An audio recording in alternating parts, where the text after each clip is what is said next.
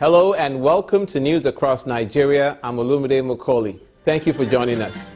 On the program today, Trade Union Congress gives state governors 15 days ultimatum to pay up salary arrears as health workers in Adamawa State cry over 2 years' pay.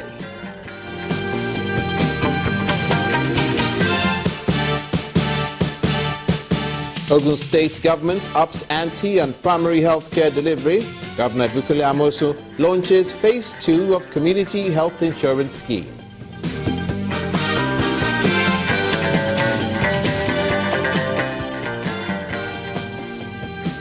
Police in Rivers State recover over 60 million naira looted by robbers.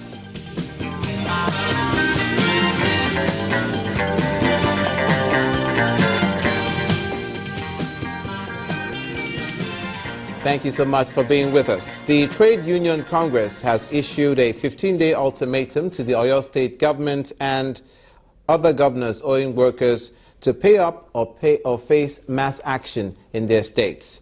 Members of the TUC at the national level joined their counterparts from Oyo State to protest the non-payment of the salaries for over 6 months and called on Governor Abiola Ajimobi to urgently find a solution to the lingering crisis.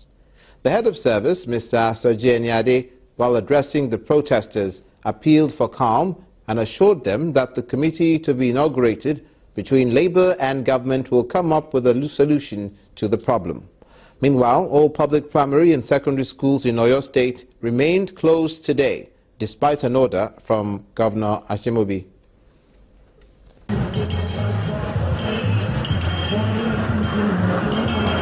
Members of the Trade Union Congress protesting on the streets of Ibadan, the Oyo State capital. From the Federal Secretariat, the protesters moved to the governor's office, where security operatives barricaded the entrance, preventing them from gaining entry.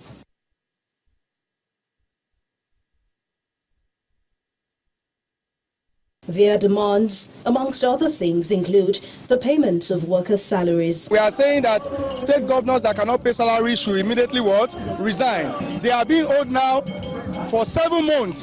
How do you expect someone to come to work for 7 months? Someone that has not been collecting salaries. Our families are in disarray. Sale of secondary schools is against Section 18(3)(b) of the Constitution, which provides that free secondary education shall be provided. We should not allow Mr. Governor to turn Oyo State into his private estate. The head of service in the state attends to the union members. All I want to do today is to make a passionate plea.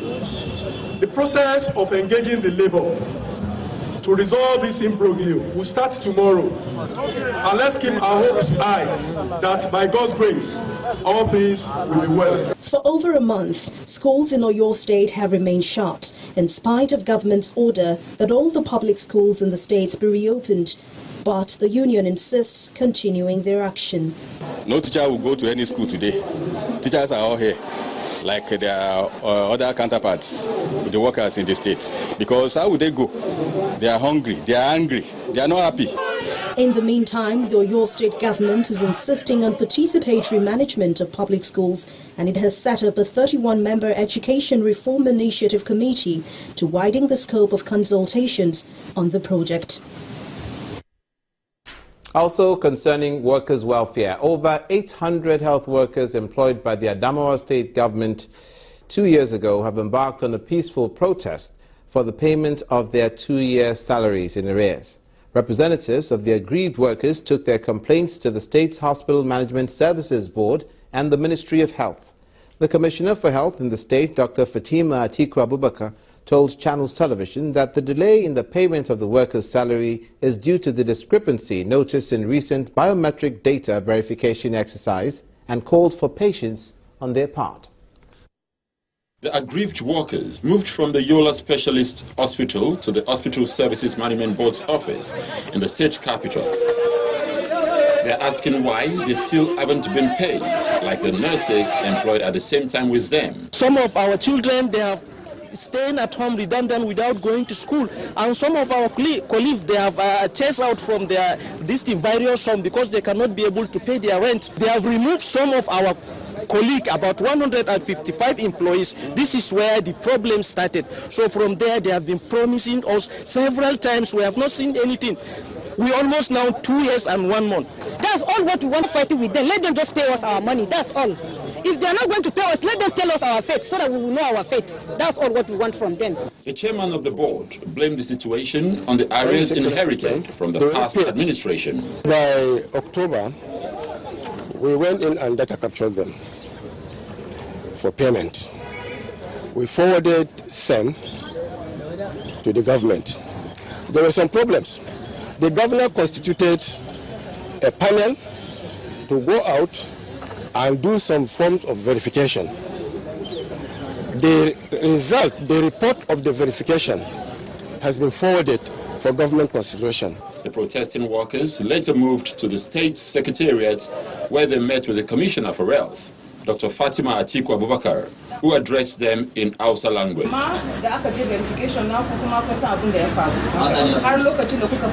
She explains reasons for the delay. I think they were employed in the last regime and they were not placed on the payroll. So I took their request to His Excellency and he graciously accepted, and he was able to secure their, because their salaries were computed, and he was able to secure it in the bailout funds which he actually got from the federal government.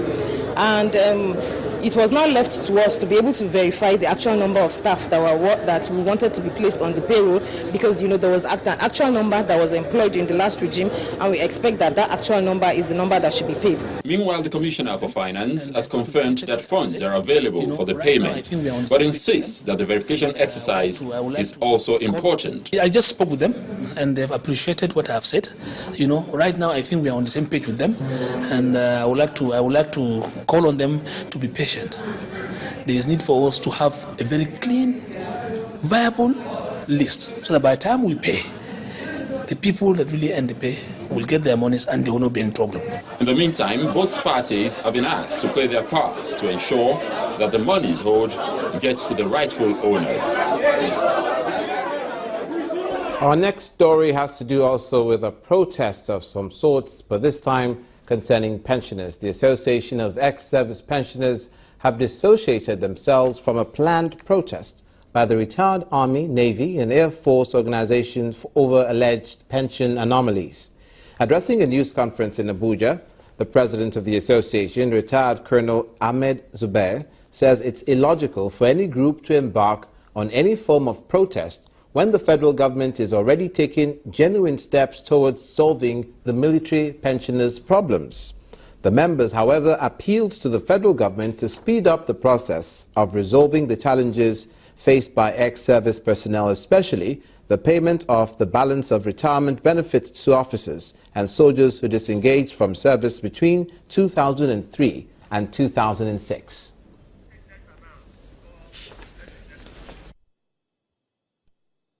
Now to the south part of the country. Children under 5 years of age can now enroll in a contributory health scheme in Delta State.